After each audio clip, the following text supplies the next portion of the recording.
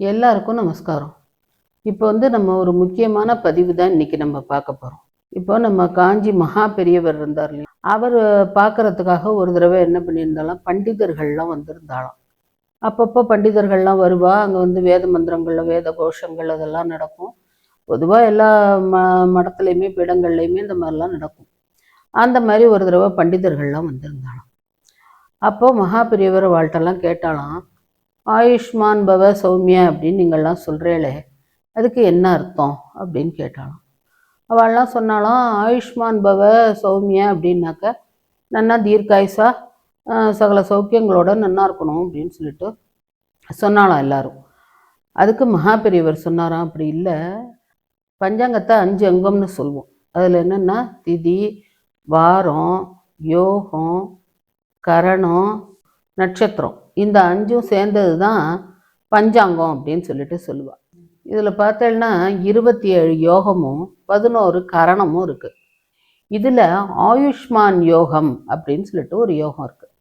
அதே மாதிரி கரணத்தில் பவ கரணம் அப்படின்னு இருக்குது. இதெல்லாம் ரொம்ப ரொம்ப வசத்தியானது. ஆயுஷ்மான் யோகம், பவ கரணம், அதே மாதிரி கிழமை புதன்கிழமை சௌமிய வாசரம்னு சொல்லுவாள். இந்த 3மே ரொம்ப ரொம்ப உயர்வானது. நாளைக்கு பார்த்தேன்னா சௌமிய வாசரம், அதாவது புதன்கிழமை. யோகம் ஆயுஷ்மான் யோகம், பவ கரணம், இது 3ம் ஒன்றா என்னைக்கு சேர்ந்து வருதோ அன்னைக்கு பெரியவாளை நமஸ்காரம் பண்ணி வாழ்கிட்ட ஆசீர்வாதம் வாங்கிண்டா அது அப்படியே பலிக்கும் அப்படிங்கிற மாதிரி சொல்கிறா. அவ குரு குரு குரு பீடத்தில் போய் அவ சேவிச்சு ஆசீர்வாதம் வாங்கிக்கலாம். இல்லை நம்மாத்துல பெரியவா இருந்தால் வாழ்கிட்ட கூட ஆசீர்வாதம் வாங்கிக்கலாம். அன்னைக்கு என்ன சொல்கிறா, நல்ல நாள், அதனால தான தர்மங்கள்லாம் பண்ணலாம் அப்படின்னு எல்லாம் சொல்லிட்டு சொல்கிறா. அதனால இந்த புதன்கிழமை இந்த ஆயுஷ்மான் யோகம், பவகரணம், இது எல்லாமே ஒன்றா சேர்ந்து ஜூன் 18 புதன்கிழமை அன்னைக்கு ஒன்றா சேர்ந்து வருது.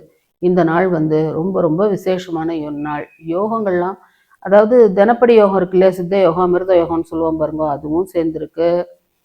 அதே மாதிரி நாளைக்கு திதியிலையும் சப்தமி திதி எல்லாமே ஒன்றா சேர்ந்த ஒரு ரொம்ப ரொம்ப நல்ல நாள். இதில் நம்ம எந்த நல்ல காரியம் செஞ்சோம்னாலும் அது பல்கி பெருகும். நம்ம சொல்லுவோம் இல்லையா, பொண்ணு கிடைச்சாலும் புதன் கிடைக்காதுன்னு, அந்த மாதிரி எல்லாமே அந்த மாதிரி யோகமான நாள் நாளைக்கு.